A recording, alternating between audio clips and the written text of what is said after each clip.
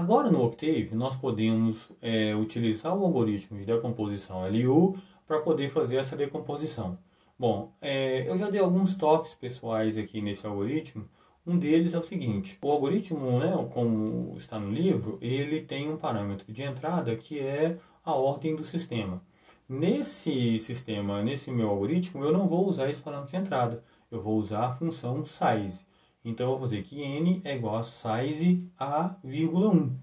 Poderia ser vírgula 1 ou vírgula 2, não é isso? Já que o nosso sistema é quadrado. Aqui agora eu tenho uma outra função, que é a função que vai ser usada para resolver o sistema linear. Então eu tenho que, nesse sistema, eu vou chamar a função de decomposição LU para fazer a decomposição da matriz. Então eu tenho que L e o pivô, que é o vetor de pivotação, isso aí é igual a decomposição LU e o parâmetro de entrada é a matriz A. Isso aí vai me retornar a matriz L, só que a matriz L, como ela está no algoritmo do livro, ela é a matriz U e a matriz L juntas dentro da mesma matriz. Então nós precisamos separar isso. Separar a matriz U é simples. Existe uma função do Octave que chama trio com U. Então o trio com U é triangular upper superior. Então ele retorna uma matriz triangular superior de uma matriz A qualquer. Então o U ele é simplesmente trio A. Agora nós precisamos recuperar a matriz L. A matriz L é uma matriz com a diagonal principal igual a 1. Então eu vou criar inicialmente uma matriz identidade. Então eu vou fazer que L é igual a I e a ordem do sistema, que no nosso caso é N. Então agora eu tenho uma matriz identidade. Eu preciso complementar a parte de baixo. Então como que eu faço isso? Eu uso a função trio agora com L. Então agora eu quero uma matriz triangular inferior, só que eu não quero os termos da diagonal principal. Então eu faço trio L, vírgula, menos uma linha, que é no caso a diagonal principal. Então o resultado disso aí são só os termos abaixo da diagonal principal. Trio A, vírgula, menos 1 são só os termos abaixo da diagonal principal. Então com isso eu consigo montar a matriz L. Falta um detalhe aqui, que é trocar a ordem do vetor B. Isso em Octave também é simples. Eu vou pegar o meu vetor P, que é o meu vetor de pivotação, e vou usar ele para fazer isso. Como que eu vou fazer isso? Bom, primeiro eu crio uma matriz P, que é igual a uma matriz identidade.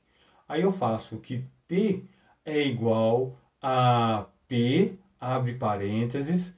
Aqui no primeiro parâmetro desse parênteses, eu vou colocar simplesmente o pivô. Significa o quê? Que eu quero que as linhas estejam na ordem do pivô. Então eu vou colocar o pivô, vírgula, 2 pontos, porque eu quero todas as colunas de cada uma das linhas. Então quando eu faço isso, o resultado disso é simplesmente a matriz P com as linhas trocadas de acordo com o meu vetor de pivotação. Agora é só eu fazer o P vezes o B. Como eu faço o P vezes o B, o resultado disso aí é o vetor de termos independentes B com as linhas trocadas. Agora vamos aqui nos algoritmos de substituições sucessivas e retroativas. Eu também dei um toquezinho diferente neles aqui. Então nesse algoritmo, tanto no de substituições retroativas quanto sucessivas, ele tinha um terceiro parâmetro que era a ordem do sistema. Se vocês observarem aqui, vocês vão ver que esse parâmetro ele continua aqui. Só que agora eu coloquei um if. É um if narg in menor do que 3. Isso significa o quê? Se o número de argumentos de entradas for menor do que 3, ele faz o n igual ao size A. Então, se o usuário entrar com o número de argumentos, com o número de parâmetros, desculpa, ele vai e não vai executar essa função aqui e vai usar o n que o usuário entrou. Se você não colocar o n, ele vai pegar o n a partir da matriz A. Então agora a solução do nosso sistema é exatamente como a gente fez lá no sistema LU. Então primeiro a gente determina o y.